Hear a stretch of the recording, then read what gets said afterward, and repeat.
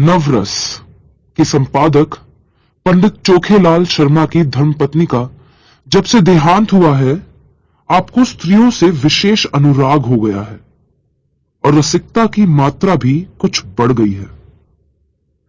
पुरुषों के अच्छे अच्छे लेख रद्दी में डाल दिए गए, पर देवियों के लेख कैसे भी हों, तुरंत स्वीकार कर लिए जाते हैं और बहुधा लेख की रसीद के साथ लेख की प्रशंसा कुछ इन शब्दों में की जाती है।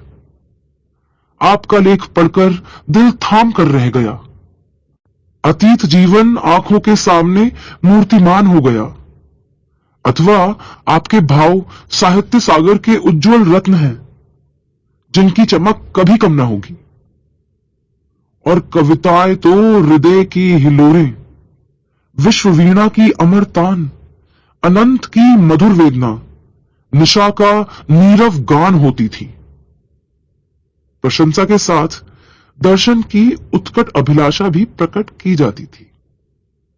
यदि आप कभी इधर से गुजरें तो मुझे ना भूलिएगा। जिसने ऐसी कविता की सृष्टि की है, उसके दर्शन का सौभाग्य मुझे मिला तो अपने को धन्य मानूंगा। लेखिकाएं अनुरागमय प्रोत्साहन से भरे खत पाकर फूली ना समाती। जो लेख अभागे भिक्षुक की भांति कितने ही पत्र पत्रिकाओं के द्वार से निराश लौट आए थे, उनका यहां इतना आदर। पहली बार ही ऐसा संपादक जन्मा है जो गुरु का पारखी है। और सभी संपादक अमान्य हैं, अपने आगे किसी को समझते ही नहीं। जरा सी संपादकी क्या मिल गई, मानो कोई राज्य मिल गया। संपादकों को कहीं सरकारी पद मिल जाए तो अंधेर मचा दें। वो तो कहो कि सरकार इन्हें पूछती नहीं। उसने बहुत अच्छा किया जो ऑर्डिनेंस पास कर दिए। और स्त्रियों से द्वेष करो, ये उसी का दंड है। ये भी संपादक ही हैं, कोई घास नहीं छीलते। और संपादक भी एक जगत विख्यात पत्र के। नवरस सब पत्रों में राजा है। चोखेलाल जी के पत्र की ग्राहक संख्या बड़े वेग से बढ़ने लगी। हर डाक से धन्यवादों की एक बाढ़ सी आ जाती और लेखिकाओं में उनकी पूजा होने लगी। ब्याह, गौना, मुंडन, छेदन, जन्म, मरण के समाचार आने लगे। कोई आशीर्वाद मांगती, कोई उनके मुख से सांत्वना के 2 शब्द सुनने की अभिलाषा करती, कोई उनसे घरेलू संकटों में परामर्श पूछती, और महीने में 10-5 महिलाएं उन्हें दर्शन भी दे जाती। शर्मा जी उनकी अवाई का तार या पत्र पाते ही स्टेशन पर जाकर उनका स्वागत करते। बड़े आग्रह से उन्हें एक आध दिन ठहराते, उनकी खूब खातिर करते। सिनेमा के फ्री पास मिले हुए थे ही खूब सिनेमा देखते। महिलाएं उनके सद्भाव से मुग्ध होकर विदा होती। मशहूर तो यहां तक है कि शर्मा जी का कई लेखिकाओं से बहुत ही घनिष्ठ संबंध हो गया था। लेकिन इस विषय में हम निश्चयपूर्वक कुछ नहीं कह सकते। हम तो इतना ही जानते हैं कि देवियां एक बार यहां आ जाती, वो शर्मा जी की अनन्य भक्त हो जाती। बेचारा साहित्य की कुटिया का तपस्वी है। अपने विधुर जीवन की निराशाओं को अपने अंतस्थल में संचित रखकर मूक वेदना में प्रेम माधुर्य का रसपान कर रहा है। संपादकी के जीवन में जो कमी आ गई थी, उसकी कुछ पूर्ति करना महिलाओं ने अपना धर्म सा मान लिया। उनके भरे हुए भंडार में से अगर एक शुद्धित प्राणी को थोड़ी सी मिठाई दी जा सके तो उससे भंडार की शोभा है। कोई देवी पार्सल से अचार भेज देती, कोई लड्डू। एक ने पूजा का ऊनी आसन अपने हाथों बनाकर भेज दिया। एक देवी महीने में एक बार आकर उनके कपड़ों की मरम्मत कर देती थी। दूसरी देवी महीने में 2-3 बार आकर उन्हें अच्छी अच्छी चीजें बनाकर खिला जाती। अब वो किसी एक के ना होकर सबके हो गए थे। स्त्रियों के अधिकारों का उनसे बड़ा रक्षक शायद ही कोई मिले। पुरुषों से तो शर्मा जी को हमेशा तीव्र आलोचना ही मिलती थी। श्रद्धा में सहानुभूति का आनंद तो उन्होंने स्त्रियों ही में पाया। एक दिन संपादक जी को एक ऐसी कविता मिली जिनमें लेखिका ने अपने उग्र प्रेम का रूप दिखाया था। अन्य संपादक उसे अश्लील कहते, लेकिन चोखेलाल इधर बहुत उदार हो गए थे। कविता इतनी सुंदर अक्षरों में लिखी थी, लेखिका का नाम इतना मोहक था कि संपादक जी के सामने उसका एक कल्पना चित्र सा आकर खड़ा हो गया। भावुक प्रकृति, कोमल गात, याचना भरे नेत्र, बिंब अधर, चंपई रंग, अंग अंग में चपलता भरी, पहले गोंद की तरह शुष्क और कठोर, आर्द्र होते ही चिपक जाने वाली। उन्होंने कविता को 2-3 बार पढ़ा और हर बार उनके मन में सनसनी दौड़ी। क्या तुम समझते हो, मुझे छोड़कर भाग जाओगे? भाग सकोगे? मैं तुम्हारे गले में हाथ डाल दूंगी, मैं तुम्हारी कमर में करपाश कस दूंगी, मैं तुम्हारा पांव पकड़कर रोक लूंगी, तब उस पर सिर रख दूंगी। क्या तुम समझते हो, मुझे छोड़कर भाग पाओगे? छोड़ सकोगे? मैं तुम्हारे अधरों पर अपने कपोल चिपका दूंगी।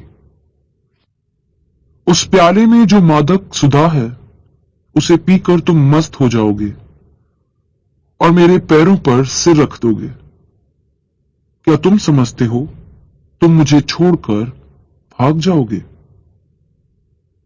कामाक्षी। शर्मा जी को हर बार इस कविता में एक नया रस मिलता था। उन्होंने उसी क्षण कामाक्षी देवी के नाम ये पत्र लिखा। आपकी कविता पढ़कर मैं नहीं कह सकता मेरे चित्त की क्या दशा हुई। हृदय में एक ऐसी तृष्णा जाग उठी है जो मुझे भस्म किए डालती है। नहीं जानता इसे कैसे शांत करूं। बस यही आशा है कि इसको शीतल करवाने वाली सुधा भी वहीं मिलेगी जहां से ये तृष्णा मिली है। मन मतंग की भांति जंजीर तोड़ाकर भाग जाना चाहता है। जिस हृदय से ये भाव निकले हैं, उसमें प्रेम का कितना अक्षय भंडार है। उस प्रेम का जो अपने को समर्पित कर देने में ही आनंद पाता है। मैं आपसे सत्य कहता हूं, ऐसी कविता मैंने आज तक नहीं पढ़ी थी और इसने मेरे अंदर जो तूफान उठा दिया है, वो मेरी विधुर शांति को छिन्न भिन्न किए डालता है। आपने एक गरीब की फूस की झोपड़ी में आग लगा दी है, लेकिन मन ये स्वीकार नहीं करता कि ये केवल विनोद घृणा है। इन शब्दों में मुझे एक ऐसा हृदय छुपा हुआ ज्ञात होता है जिसने प्रेम की वेदना सही है, जो लालसा की आग में तपा है। मैं इसे अपना परम सौभाग्य समझूंगा यदि आपके दर्शनों का सौभाग्य पा सका। ये कुटिया अनुराग की भेंट लिए आपका स्वागत करने को तड़प रही है। सप्रेम। तीसरे दिन उत्तर आ गया। कामाक्षी ने बड़े भावुकतापूर्ण शब्दों में कृतज्ञता प्रकट की थी और अपने आने की तिथि बताई थी। आज कामाक्षी का शुभागमन है। शर्मा जी ने प्रातःकाल हजामत बनवाई, साबुन और बेसन से स्नान किया।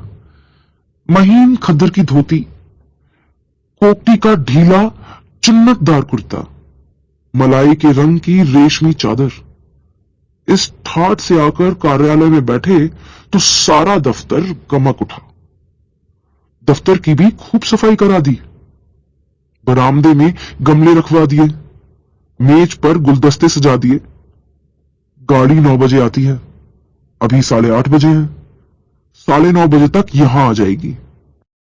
इस परेशानी में कोई काम नहीं हो रहा था।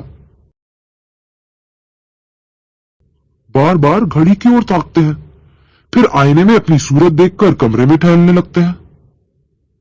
मूंछों में 2-4 बाल पके हुए नजर आ रहे हैं, पर उन्हें उखाड़ फेंकने का यह कोई समय ठीक नहीं है। कोई हरज नहीं, इससे रंग कुछ और ज्यादा जमेगा। प्रेम जब श्रद्धा के साथ आता है, तब वो ऐसा मेहमान हो जाता है जो उपहार लेकर आता हो। युवकों का प्रेम खर्चीली वस्तु है, लेकिन महात्माओं या महात्मापन के समीप पहुंचे हुए लोगों को प्रेम उल्टे और कुछ ले आता है।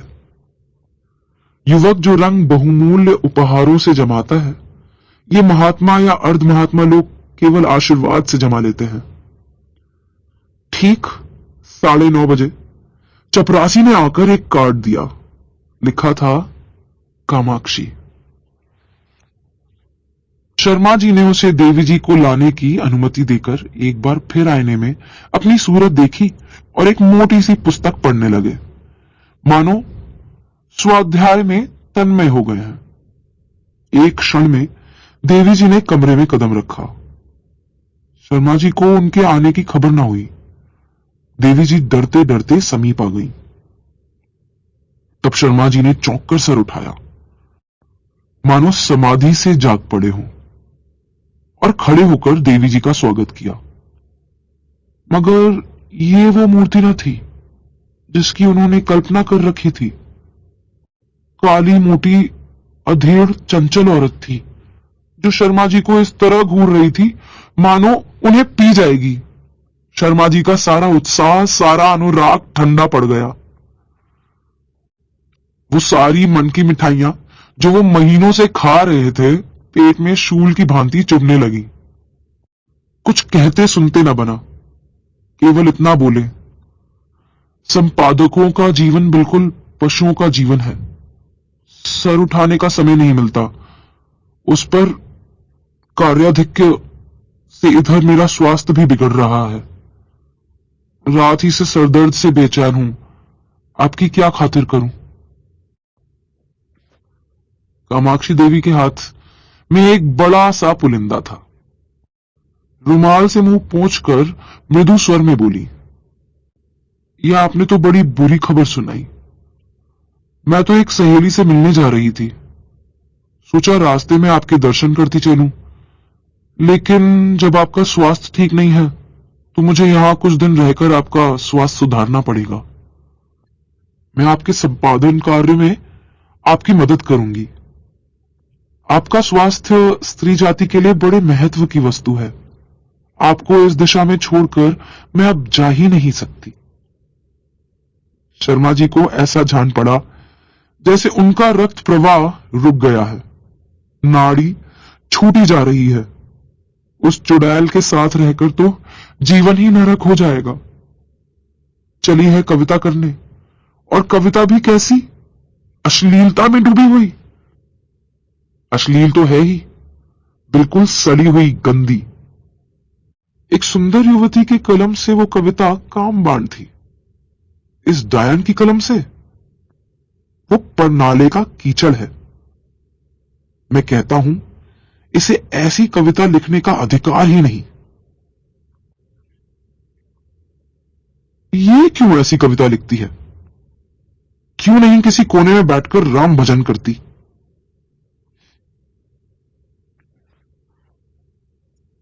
आप पूछती हैं, मुझे छोड़कर भाग सकोगे?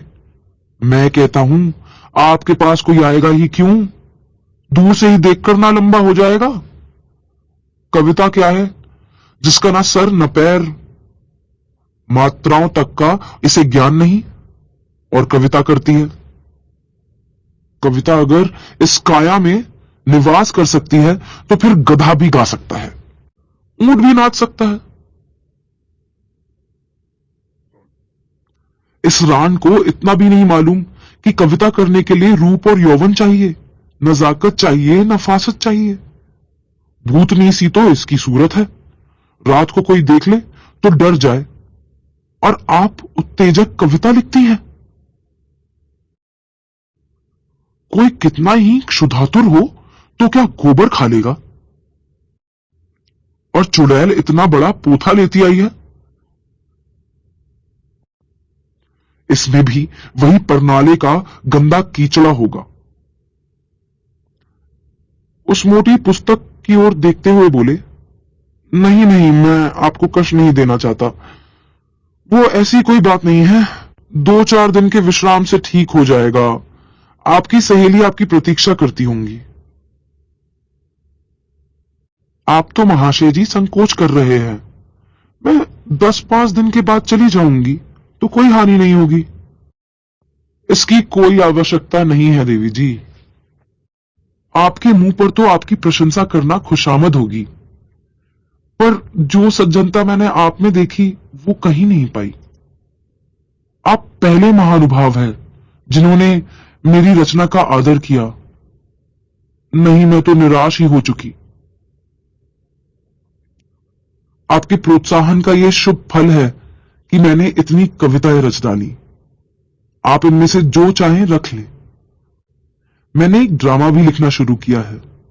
इसे भी शीघ्र ही आपकी सेवा में भेजूंगी। कहिए तो 2-4 कविताएं सुनाऊं? ऐसा अवसर मुझे फिर कब मिलेगा? ये तो नहीं जानती कि कविताएं कैसी हैं, पर आप सुनकर प्रसन्न होंगे। बिल्कुल उसी रंग की हैं। उसने अनुमति की प्रतीक्षा न की, तुरंत पोथा खोलकर एक कविता सुनाने लगी। शर्मा जी को ऐसा मालूम होने लगा जैसे कोई भिगो भिगो कर जूते मार रहा है। कई बार उन्हें मतली आ गई, जैसे 1000 गधे कानों के पास खड़े अपना स्वर अलाप रहे हों। कामाक्षी के स्वर में कोयल का माधुर्य था, पर शर्मा जी को इस समय वो भी अप्रिय लग रहा था। सर में सचमुच दर्द होने लगा। वो गधी टलेगी भी या यूं ही बैठी सर खाती रहेगी? इसे मेरे चेहरे से भी मेरे मनोभावों का ज्ञान नहीं हो रहा। उस पर आप कविता करने चली हैं। इस मुंह से तो महादेवी या सुभद्रा कुमारी की कविताएं भी घृणा ही उत्पन्न करेंगी। आखिर न रहा गया, बोले, आपकी रचनाओं का क्या कहना? आप ये संग्रह यहीं छोड़ जाएं, मैं अवकाश में पढ़ूंगा। इस समय तो बहुत सा काम है। कामाक्षी ने दयाद्र होकर कहा, आप इतना दुर्बल स्वास्थ्य होने पर भी इतने व्यस्त रहते हैं, मुझे आप पर दया आती है। आपकी कृपा है। आपको कल अवकाश रहेगा। जरा मैं अपना ड्रामा सुनाना चाहती थी। खेद है, कल मुझे जरा प्रयाग जाना है। तो मैं भी आपके साथ चलूं? गाड़ी में सुनाती हूं। कुछ निश्चय नहीं किस गाड़ी से जाऊं। आप लौटेंगे कब तक? ये भी निश्चय नहीं। और टेलीफोन पर जाकर बोले, हेलो, नंबर 881। कामाक्षी ने आध घंटे तक उनका इंतजार किया, मगर शर्मा जी एक सज्जन से ऐसी महत्व की बातें कर रहे थे जिसका अंत ही नहीं हो रहा था।